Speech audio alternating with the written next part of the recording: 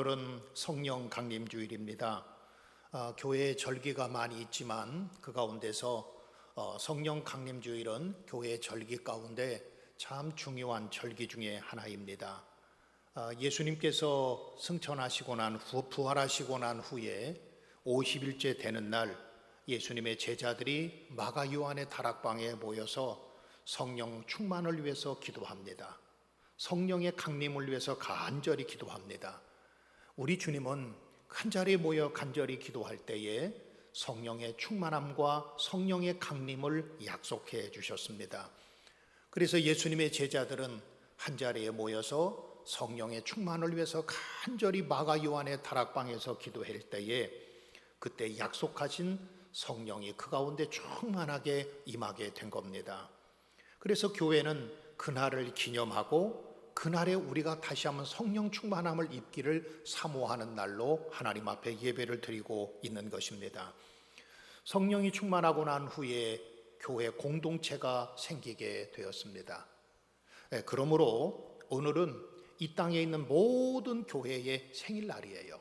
우리 교회의 생일날은 따로 있잖아요. 교회 창립 기념일, 교회 아니면 설립 기념일이 따로 있지만 이 땅에 있는 모든 교회의 생일은 바로 성령 강림하고 난 후에 교회가 생기게 되었기 때문에 바로 오늘이 이 땅에 있는 모든 교회의 생일이라고 말할 수가 있습니다.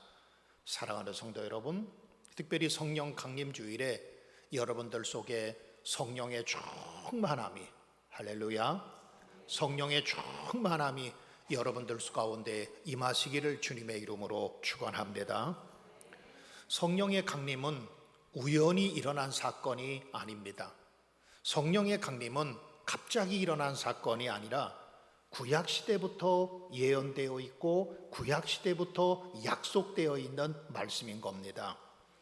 요엘서 2장 28절로 29절에 보면 그 후에 내가 내 영을 만민에게 부어주리니 너희 자녀들이 장래일을 말할 것이며 너희 늙은이들은 꿈을 꾸며 너희 젊은이들은 이상을 볼 것이며 그때에 내가 또 내 영을 남종과 여종에게 부어줄 것이며 그랬습니다. 그러니까 마지막 때가 되면 예수님 하나님께서 우리에게 성령을 부어주실 거다. 요엘 선지자를 통해서 이미 예언하고 있습니다. 예수님께서도 우리에게 성령을 약속해 주셨어요. 요한복음 14장 16절에 보면 내가 아버지께 구하겠으니 또 다른 보혜사를 너에게 보내주사 영원토록 함께 있게 하시겠다. 그러니까 예수님께서도 성령을 약속해 주셨습니다. 요한복음 20장 22절에도 부활하신 주님은 제자들을 찾아오셔서 성령을 받으라, 성령을 받으라 라고 말씀하셨고 또 사도행전 1장 5절에도 보면 예수님께서 하늘로 승천하시기 전에 제자들을 향해서 이렇게 말씀하십니다. 예루살렘 사람들아, 예루살렘을 떠나지 말아라. 그리고 하나님 성령을 기다려라. 예루살렘을 떠나지 말고 성령을 기다려라. 그러면 몇 날이 못 되어 성령의 세례를 받을 거다. 예수님께서도 앞으로 너희에게 성령이 임할 거다. 성령이 임할 거다. 사도행전 1장 8절에도 보면 오직 성령이 너희에게 임하시면 너희가 권능을 받고 예루살렘과 온 유다와 사마리아와 땅끝까지 이르러 내 증인이 될 것이다. 예수님께서 말씀해 주셨습니다. 성령의 강림은 우연히 일어난 사건이 아닙니다. 성령의 강림은 갑자기 일어난 사건이 아닙니다. 성령의 강림은 하나님의 약속인 것입니다. 사도 바울도 우리에게 요 에베소서 5장 18절에 보면 성령의 충만함을 받으라 그랬고 데살로니가전서 5장 9절에 보면 사도 바울도 우리에게 성령을 소멸치 말아라. 잘못하면 우리가 성령을 소멸하기가 쉽습니다. 그렇기 때문에 우리가 성령 충만해야 되고 성령 충만하면 그걸로 끝나지 않고 소멸하면 안 됩니다. 항상 성령의 충만함을 위해서 기도해야 되고 말씀을 가까이 해야 되고 하나님을 가까이 해야만 성령 충만함 받고 나서도 성령을 소멸하지 않는 것입니다. 누구든지 그리스도인이라고 한다면 예수 믿는 사람이라고 한다면 성령을 받아야 됩니다. 받는 것으로만 끝나지 않고 성령 충만해야 되는 것입니다. 우리가 성령 충만해야만 죄를 이길 수 있습니다. 성령 충만해야만 그리스도인으로 살아갈 수 있습니다. 성령 충만해야만 하나님의 뜻을 이룰 수 있고 하나님이 기뻐하시는 삶을 살아갈 수가 있습니다. 다시 한번 여러분들 축복하기는 성령 충만한 여러분들 되시기를 주님의 이름으로 축원합니다. 자, 그러면 오늘 저는 여러분들에게 가장 먼저 전하고 싶은 말씀은 성령은 과연 누구시냐라고 하는 거예요. 아까 우리가 사도신경을 외웠지요. 그래서 우리가 외우는 이 사도신경을 가리켜서 신앙의 고백이라 그렇게 말해요. 나는 전능하신 아버지 하나님 천지의 창조주를 믿습니다. 내가 믿는다는 거예요. 누구를 믿어요? 나는 하나님을 믿습니다. 그런데 그분은 전능하신 하나님이십니다. 또 나는 그의 유일하신 아들 예수 그리스도를 믿습니다. 우리가 믿는 것은 하나님을 믿어요. 또 우리는 예수 그리스도를 믿어요. 그분은 하나님의 아들이세요. 또 우리가 믿는 것은 나는 성령을 믿으며, 그러니까 우리가 사도신경에도 보면 가장 먼저 나는 하나님을 믿는다는 거예요. 예수 그리스도를 믿어요. 그리고 성령을 믿습니다. 우리는 이걸 가리켜서 삼위일체다 그렇게 말합니다. 그렇습니다. 하나님은 삼위일체의 하나님이시고 성령은 그 삼위일체 가운데 한 위격이 되시는 거예요. 하나님은 영이시기 때문에 보이지 않는 것처럼 성령도 역시 마찬가지로 영이기 때문에 우리 눈에 보이지 않습니다. 우리 눈에 성령은 영이시기 때문에 우리 하나님이 보이지 않는 것처럼 성령도 우리에게 영으로 오셨습니다. 그러니까 공간을 초월할 수 있고 영이시기 때문에 시간을 초월할 수 있습니다. 내가 저 바다 끝에 거한다고 할지라도 성령은 거기 계십니다. 내가 저 비행기를 타고 우주에 간다고 할지라도 그곳에도 성령은 계십니다. 왜냐하면 성령은 영이시기 때문에 어디든지 우리 가운데 임재하시고 어디든지 우리 가운데 계시고 있는 거예요. 여러분 혹시 만유인력의 법칙이라고 하는 것을 알고 계시지요? 아마 학교 다닐 때 어렸을 때 배웠던 기억이 납니다. 이 만유인력의 법칙을 발견한 사람이 바로 아이작 뉴턴입니다. 어느 날 사과가 떨어지는데 왜 사과가 땅으로 떨어질까? 사과가 왜 옆으로 떨어지지 않고 사과가 왜 위로 떨어지지 않고 밑으로 떨어질까? 그것을 발견하고 그것을 보다 보니까 이 지구에는 만유인력이라고 하는 것이 있구나. 그래서 지구가 끌어다니는 중력이라는 것이 있구나. 그래서 지구가 이 사과를 끌어당기기 때문에 사과가 밑으로 떨어지는구나. 여러분 혹시 만유인력 그거 법칙 보셨어요? 사과 만유인력이 왜 땅에 떨어지는지 그것을 보지 못했습니다. 그렇지만은 그것이 만유인력 법칙이 있으니까 땅에 떨어지는 거죠. 여러분 혹시 바람 보셨어요? 저는 지금까지 살아오면서 바람을 한 번도 본 적이 없어요. 단지 우리가 보고 있는 것은 바람이 불 때에 나타나는 현상을 보고 있는 거죠. 여러분 바람이 불면 시원하지요. 바람이 불면 나뭇잎이 흔들리지요. 바람이 불면 옷깃이 자꾸 흔들리게 되지요. 이것을 보면서 우리는 바람이 분다 그렇게 말합니다. 바람이 보이지는 않지만 바람이 부는 그런 나타나는 현상을 통해서 우리가 바람이 이런 거구나 이것을 발견할 수 있는 것처럼 마찬가지로 성령은 영이시기 때문에 여러분 우리 눈에 보이지 않아요. 그런데 성령이 하시는 일을 통해서 성령이 계심을 알 수가 있는 겁니다. 성령은 지금도 삼위일체 하나님 가운데 한 위격으로 계실 뿐만 아니고 지금도 성령은 어떤 일인가를 하심을 통해서 우리가 성령이 계심을 발견하게 되는 거예요.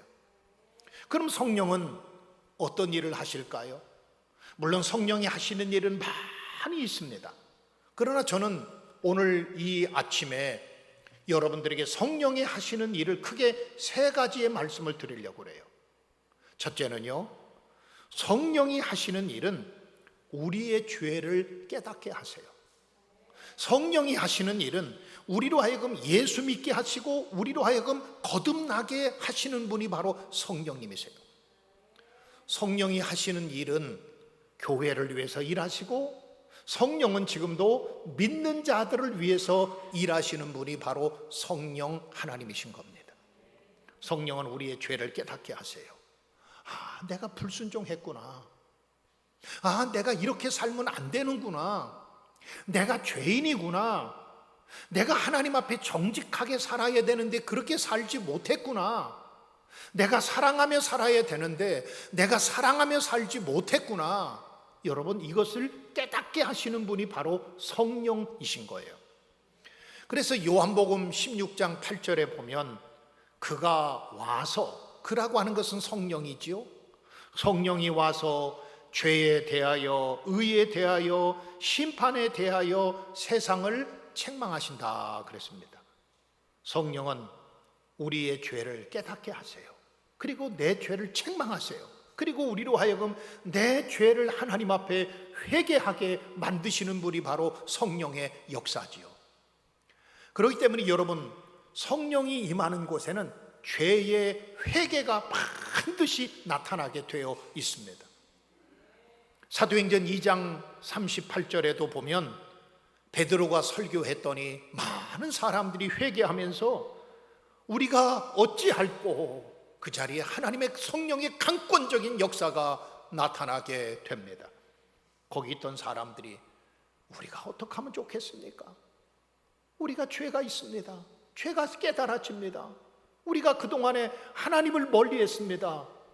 그러자 베드로가 너희가 각각 회개하여 예수 그리스도의 이름으로 세례를 받고 죄 사함을 받으라. 그리하면 너희가 성령을 선물로 받을 것이다. 우리가 예수를 알고 믿는 것은 성령의 역사입니다. 성령의 능력입니다. 내가 예수 믿고 싶어서 믿어진 것이 아닙니다. 내가 예수를 노력으로, 내 의지와 내 노력으로 예수를 믿어지는 것이 아니라 성령이 우리 가운데 도우셔서 우리로 하여금 믿어지게 만들어 주시는 거예요. 누구든지 예수를 믿게 된 동기가 아마도 다 다를 겁니다. 어떤 분은 내게 큰 질병이 있어서 그때부터 예수를 믿게 된 분도 있고요.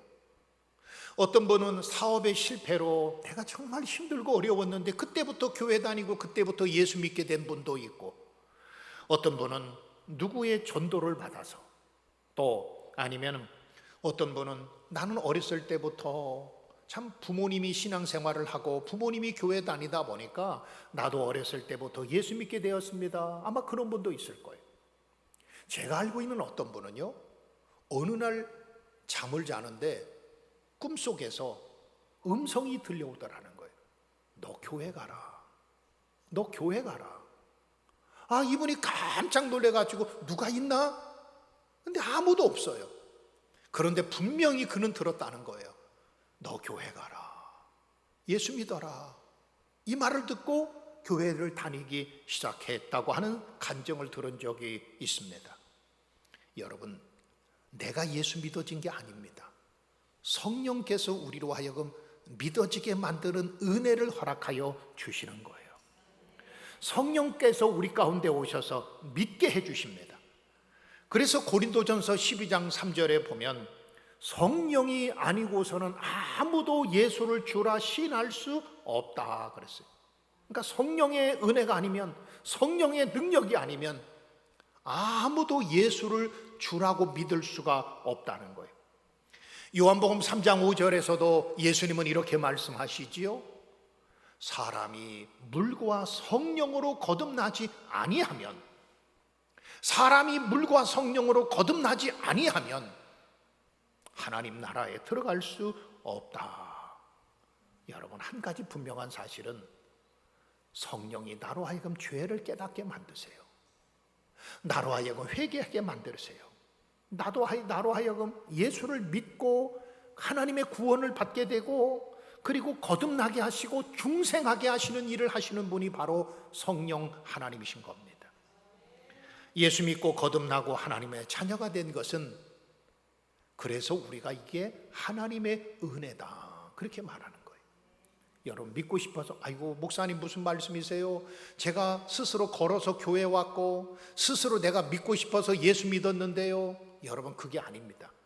성령이 여러분들 가운데 역사하지 아니하면 아무도 예수를 주라 시인할 수 없고 믿을 수가 없는 거예요. 그렇기 때문에 성령이 가장 하시는 첫 번째 일은 우리로 하여금 죄를 깨닫게 하고 우리로 거듭나게 하세요. 그래도 우리로에게 중생하게 하시는 중생하게 하시는 것은 바로 성령의 첫 번째 하시는 일인 겁니다. 여러분들이 이 시간에 교회 나온 거 내가 예수 믿고 싶어서 믿은 것이 아닙니다. 성령이 여러분들 마음속에 역사하시고 성령이 여러분들 마음속에 깨닫게 해주시고 돌아오게 해주시고 믿음을 주셨기 때문에 오늘 또 하나님 앞에 나와서 예배할 수 있는 줄 믿습니다. 두 번째로 성령은 어떤 일을 하실까요? 두 번째로는 성령은 우리에게 오셔서 각종 은사를 주십니다. 그리고 우리로 하여금 그 은사를 통해서 열매 맺게 하시는 분이 바로 성령 하나님이 하시는 사역이에요. 우리가 우리가 예수 믿으면서 성경을 보면 성경에 보면 성령께서 우리에게 주신 은사는 다양합니다. 이 은사라고 하는 말은 헬라로 카리스마타라고 하는 말을 사용하는데, 이 카리스마타라고 하는 말은 선물이다, 능력이다, 그런 뜻을 가지고 있어요. 그러니까 하나님께서 주시는 선물이 다 달라요. 제가 앞에서 여러분들의 얼굴을 보니까 얼굴들이 다 달라요.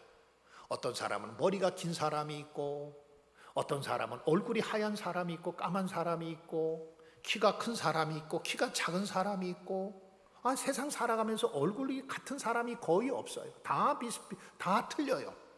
그런 거나 마찬가지로 성령께서 우리에게 주시는 은사도 마찬가지예요.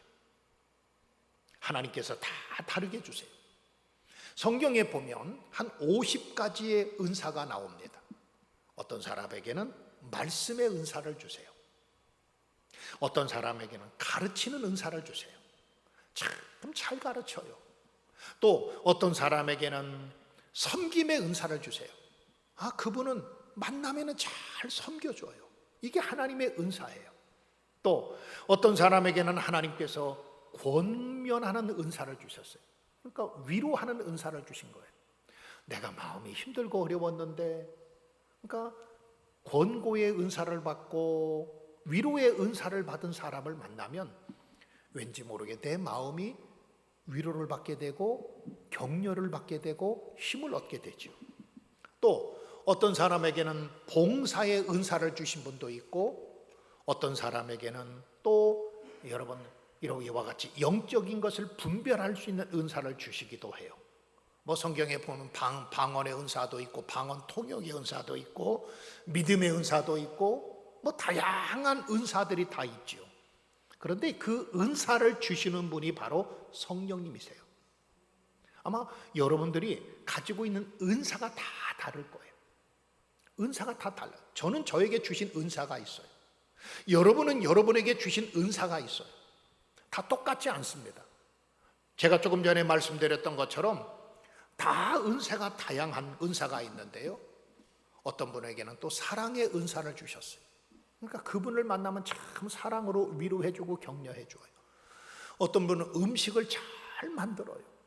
그런데 어떤 사람에게만 똑같은 재료를 주어도 이 사람에게 음식을 만들려고 그러면 세상에 이게 음식을 만든 건지 음식을 그냥 섞어 놓은 건지 모를 만큼 맛이 없는데, 그런데 음식을 잘 만드는 그런 은사가 있는 사람은 그분에게는 어떤 것을 주어도 맛있게 음식을 만들죠. 봉사와 섬김의 은사를 주시기도 해요. 하나님께서 주시는 은사는 다 다양한데 이 은사를 주시는 분이 바로 성령이신 거예요. 성령이 우리에게 은사를 주세요. 그러면 왜 성령께서 우리에게 이 은사를 주실까요? 자기 욕구를 채우고 그리고 내 개인을 위해서 성령께서 은사를 주시는 것이 아니라 교회의 덕을 세우기 위해서 은사를 주십니다. 성령께서 은사를 주시는 것은 교회 공동체를 위해서 은사를 주십니다. 나 혼자 그 은사를 가지고 잘 먹고 잘 살으라고 은사를 주신 것이 아니라 이 은사를 통해서 다른 사람을 섬기고 이 은사를 통해서 하나님께 영광을 돌리라고 우리에게 은사를 주신 거예요. 사람마다 은사가 없는 사람이 없습니다. 누구든지 다 은사가 있어요. 하나님은 그 은사를 사용하기를 원하시는 거예요. 그런데 이 은사를 주시는 분이 바로 성령이세요. 저와 여러분들에게 다 달란트가 있어요. 성령의 은사가 있어요. 그러므로 하나님이 주신 은사로 하나님을 위해서, 교회 공동체를 위해서, 그리고 다른 사람을 세우고 다른 사람을 섬기는 곳에 써야 됩니다. 이게 덕이 되는 거예요. 나 혼자만을 위해서 은사를 주신 게 아닙니다. 하나님께서 내게 어떤 은사를 주셨던지 간에 그 은사를 통해서 하나님 경외하고 교회 공동체를 세우고 교회를 더 아름답게 꾸미고 그리고 하나님의 영광을 위해서 주신 은사를 사용하라고 주신 거예요. 그리고 마지막에는 이 성령의 은사를 통해서 성령의 열매를 맺기를 원하시는 거예요.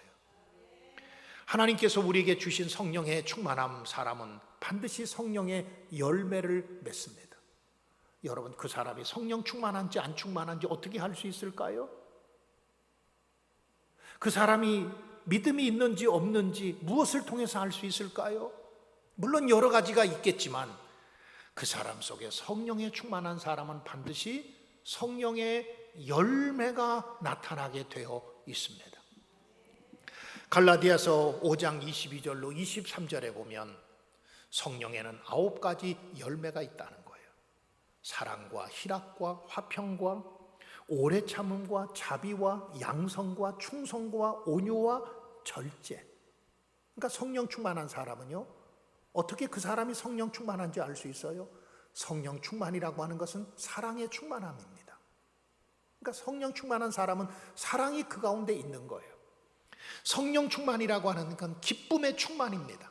그러니까 성령 충만한 사람은 항상 무슨 일을 하든지 기뻐해요. 감사해요. 성령 충만한 사람은 화평을 누립니다. 다른 사람과 평화를 누리고 화평 속에서 살아갑니다. 성령 충만한 사람의 특징은 열매가 있는데 오래 참아요. 예전 같으면 화를 내고 분노하고 비난하고 도저히 못 참았던 사람이 성령이 충만하고 나면 그래, 내가 그래도 은혜로 참아야지. 여러분, 그런 마음이 생겨요. 성령 충만하면 자비로운 마음이 생깁니다. 성령 충만하면 마음이 온유해져요. 성령 충만하면 절제하게 돼요. 성령의 도우심과 능력으로 성령의 열매를 맺게 되는 거예요. 사랑하는 성도 여러분, 성령 충만해서 성령의 열매를 많이 풍성하게 맺는 여러분들 되시기를 주님의 이름으로 축복합니다. 성령이 충만해야 돼요. 그래야 성령의 열매가 있어요. 내가 아무리 성령의 열매를 맺고 싶어도 이제부터 내가 성령의 열매를 맺어야 되겠다, 아무리 다짐하고 결심해도 내 안에 성령이 충만하지 아니하면, 내 안에 하나님의 은혜의 성령이 충만하지 아니하면 어떤 열매도 맺어질 수가 없습니다. 그러나 여러분들 안에 성령이 충만하면, 할렐루야, 성령이 충만하면 내가 성령의 열매를 맺고 싶지 않아도 내게 자동적으로 그게 나타나게 되어 있습니다. 마지막 세 번째로는 성령이 하시는 일은 우리의 연약함을 도와주십니다. 자, 우리 한번 오늘 보면 26절 같이 한번 읽어볼까요? 자, 같이 읽읍시다. 시작. 이와 같이 성령도 우리의 연약함을 도우시나니 우리는 마땅히 기도할 바를 알지 못하나 오직 성령이 말할 수 없는 탄식으로 우리를 위하여 친히 간구하시느니라. 아멘. 성령께서 하시는 일은 우리의 무엇을 도와주세요? 연약함을 도와주세요. 아마 여기서 연약하지 않는 사람은 아무도 없을 거예요. 예수님께서 십자가에 달려 죽으시기 전날 밤에 제자들에게 최후의 만찬을 행하시고 제자들에게 이제는 내가 십자가에 죽을 거다, 인자가 십자가에 죽으실 것을 예견하셨습니다. 그러자 제자들이 걱정했어요. 주님 계시지 않으면 우리는 어떻게 해요? 지금까지는 주님이 우리의 배고픔도 해결해 주셨고, 주님께서 우리에게 말씀도 주셨고, 주님께서 우리에게 힘과 용기도 주셨고, 그동안에는 주님이 우리와 함께 하셔서 주님이 우리를 도와주셨는데, 주님이 계시지 않고 십자가에 죽으시면 우리는 어떻게 해요? 누가 우리를 도와줘요? 그때에 요한복음 14장 16절에서 예수님께서 이런 말씀을 하세요. 내가 아버지께 구하겠다. 그가 또 다른 보혜사를 너희에게 보내줄 거다. 너희에게 보혜사를 보내주어서 영원토록 너희와 함께 있게 하실 것이다. 보혜사를 보내주신다는 거예요. 이 보혜사라고 하는 말은 헬라어로 파라클레토스라고 하는 말을 사용합니다. 근데 이 파라클레토스라고 하는 말은 헬라어에서 파라라고 하는 말은 곁에 있다는 소리예요. 클레토스라고 하는 말은 선택되었다, 부름받았다, 그런 뜻이에요. 그러므로 보혜사 성령은 우리 곁에 계세요. 우리 곁에 계셔서 우리를 도와주시는 분이세요. 근데 우리는 연약하잖아요. 우리 연약함을 도와주시는 분이세요. 우리에게는 연약하기 때문에 협력자가 필요하고, 우리는 연약하기 때문에 주님의 도우심을 받아야만 이 악한 세상에서 승리하는 그리스도인으로 살아갈 수가 있는 겁니다. 연약하다고 하는 말이요, 이와 같이 우리 성령도 우리의 연약함을 도와주신다. 이 연약함이라고 하는 말을 헬라어에 보면은 아스데데이아라고 하는 말을 사용하는데, 이 아스데데니아라고 하는 이 말은요, 힘이 없다, 무능하다, 무기력하다, 그런 뜻입니다. 여러분, 우리가 참으로 얼마나 힘이 없습니까?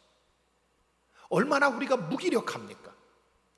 예수 그리스도는 우리의 연약한 인생을 도와주시기 위해서 이 땅에 오셨는데, 그 예수님이 이제는 하늘로 승천하시고 십자가에 죽으시고 하늘로 승천하시고 나면 제자들은 우리가 누가 우리를 도와줘요? 그때 예수님께서 걱정하지 마라. 내가 너희를 도와주는 하나님의 영인 성령을 보내주시겠다는 거예요. 여러분, 우리가 얼마나 연약합니까? 가장 먼저 죄에 연약하지 않습니까? 사탄이 우리를 끊임없이 유혹하고 사탄이 우리를 끊임없이 공격해요. 그런데 우리의 힘으로는 그 사단의 유혹과 사탄의 힘을 이길 수가 없습니다. 우리는 그만큼 연약한 거예요. 우리의 연약함은 죄의 연약함을 가지고 있습니다. 또 우리는 그뿐만 아니라 세상의 자연 환경 앞에서도, 자연 앞에서도 얼마나 연약합니까? 지진이 생기고 태풍이 일어나고, 인간의 힘으로는 비 한 방울 내릴 수 없는 것이 우리 아닙니까? 우리는 또 얼마나 연약합니까? 질병 앞에서 참 연약하지요. 그래서 우리 몸에 암이 찾아오고 뇌졸중이 찾아오고, 질병 앞에서, 작은 바이러스 앞에서도 꼼짝 못하는 것이 우리 인생 아닙니까? 그만큼 연약하잖아요. 또한 무엇보다도 우리의 마음이 얼마나 연약합니까? 작은 일 앞에서도 낙심하고 실망하고, 마음속에 두려움과 근심과 걱정이 먼저 앞서고. 왜요? 이건 우리의 연약함 때문에 그렇습니다. 우리가 연약하지 아니하면 실패를 당해도, 또 우리 앞에 인생에 문제가 있어도, 어려움이 있어도 낙심할 필요가 없잖아요. 그런데 우리가 연약하기 때문에 작은 문제 앞에서도 실망스럽고 어떤 어려움 앞에서 낙심하게 되고 포기하고 싶고, 여러분 그런 마음이 우리들 속에 언제든지 생기지 않습니까? 그러니까 우리는 끝없이 연약한 거예요. 사도 바울도 우리의 연약함을 질그릇에 비유를 했습니다. 고린도후서 4장 7절에 보면 우리가 이 보배를 질그릇에 가졌으니 이는 심히 큰 능력이 하나님께 있고 우리에게 있지 아니함을 알게 하려 함이라 그랬습니다. 그러니까 사도 바울도 자기가 연약해서 자기는 질그릇과 같다는 거예요. 여러분 이 질그릇, 이 컵이 여기 있는데요, 제가 이거 만약에 여기다가 떨어뜨리면 어떻게 될까요? 깨지지요. 우리 질그릇과 같다는 거예요. 사도 바울은 자기 자신이 질그릇과 같다. 그러나 내 안에 나는 질그릇과 같이 깨지기가 쉽지만 그러나 내 안에 보배가 있다는 거예요. 이 보배가 바로 복음이지요. 예수 그리스도지요. 사도 바울도 수없이 넘어지고 수없이 쓰러졌습니다. 연약했기 때문에. 여러분 오늘 저와 여러분들도 마찬가지예요. 매일매일 쓰러져요. 매일매일 넘어져요. 매일매일 포기하고 싶어요. 그런데 넘어져도 또 일어날 수 있는 것은 예수 그리스도의 복음 때문에, 우리가 다시 일어설 수 있는 것은 우리 안에 있는 우리의 연약함을 도와주시는 성령님이 계시기 때문에 성령의 힘을 힘입어서 우리가 다시 일어설 수가 있는 거예요. 사도 바울이 연약함 때문에 쓰러지고 넘어졌던 것처럼 여러분 우리도 마찬가지 아닌가요? 그런데 우리의 연약함을 책망하지 아니하세요. 꾸짖거나 나무라지 아니하시고 성령을 보내주셔서 우리를 도와주신다는 거예요. 여러분 우리가 하나님께서 우리를 도와주실 때는 우리의 연약함을 없애주지 아니하세요. 여러분 잘 기억하세요. 성령께서 우리의 연약함 싹 없애주시지 않고 그 연약함을 이길 수 있는 힘을 주시고 이길 수 있는 능력을 주시는 거예요. 그분이 바로 성령님이세요. 우리를 도와주시는 거예요. 이 도와주신다고 하는 말, 성령께서 우리의 연약함을 도우시나니, 이 도우신다고 하는 말을 헬라어 원어 성경에 보면 현재형을 사용하고 있습니다. 지금 도와주신다는 거예요. 성령께서 과거에 도와주시고 앞으로 도와주시고, 앞으로가 아니고 오늘 현재입니다. 물론 과거에도 도와주셨고 앞으로도 도와주실 것이지만 성령은 우리의 연약함을 지금 이 시간에 우리를 붙잡아 주시고 우리로 다시 일어서게 해주시고 우리의 연약함 가운데서 우리에게 힘을 주시는 분이 바로 성령님이세요. 성령은 우리의 연약함을 없애주지는 않으시더라고요. 여러분 제 연약함이 있어요. 그런데 그거 하나님께서 없애주시지 않고 그 연약함 가운데서 이길 수 있도록 우리를 도와주세요. 오늘도 도와주세요. 그분이 바로 성령 하나님이시지요. 때로는 우리가 인생을 살다 보면 억울한 일을 당할 때가 얼마나 많아요. 근데 그 억울할 때도 성령은 우리를 도와주세요. 내 몸에 질병이 찾아올 때가 있잖아요. 질병이 찾아오면 얼마나 낙심이 됩니까? 그런데 질병이 내 몸에 찾아왔을 때도 성령은 우리를 도와주세요. 마음의 상처를 입고 마음의 아픔을 겪을 때도 성령은 우리를 도와주세요. 때로는 인생을 살다 보면 참 답답하지요. 앞이 보이지 않고 희망이 보이지 않고 어떻게 해야 될까 쩔쩔매는 그런 때도, 여러분 힘들고 지쳐서 나 혼자 울고 있을 때도 성령은 내 곁에 오셔서 우리를 도와주세요. 그리고 용기를 주시고 힘을 주시고 다시 일어설 수 있도록 힘을 주시는 분이 바로 성령님이세요. 여러 가지 일로 마음이 괴롭고 힘들고 고통스러울 때도, 때로는 다 포기하고 싶을 때도, 걱정과 근심과 걱정이 엄습해 와서 나를 두렵게 만들 때도, 여러분 우리는 혼자가 아닙니다. 그때마다 성령께서 우리 가운데 오셔서 괜찮아, 다시 하면 돼. 너 쓰러졌구나. 괜찮아. 다시 일어나면 돼. 너 지금 힘들구나. 괜찮아. 너 다시 일어설 수 있어. 내가 너를 도와줄게. 내가 너를 붙잡아 줄게. 내가 너를 다시 일으켜 줄게. 사랑하는 성도 여러분, 우리는 혼자가 아닙니다. 혼자라고 생각하지 마십시오. 여러분들은 고아가 아닙니다. 성령은 우리의 연약함을 책망하지 아니하세요. 너 그것밖에 못해? 너 이거 또 실패했구나. 또 넘어졌구나. 너 또 잘못했구나. 여러분, 그렇게 책망하지 아니하시고 오히려 다시 일어설 수 있도록 우리를 도와주시고 우리와 영원토록 함께 해주시는 분이 바로 성령이신 겁니다. 성령은 지금도 교회를 위해서 일하세요. 성령님은 지금도 우리 믿음의 사람들을 위해서 일하세요.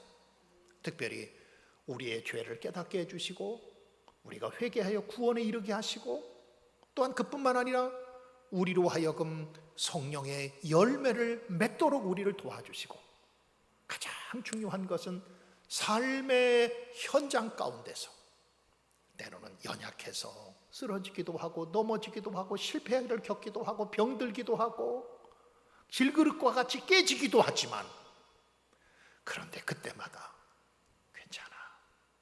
괜찮아. 내가 너를 도와줄게. 너 다시 할 수 있어. 너 다시 일어날 수 있어. 너 다시 용기를 내. 우리를 도와주시는 분이 바로 성령님이신 줄 믿습니다. 우리 사랑하는 성도들이 그렇게 우리를 도와주시는 성령으로 충만해지시기를 주님의 이름으로 축복합니다.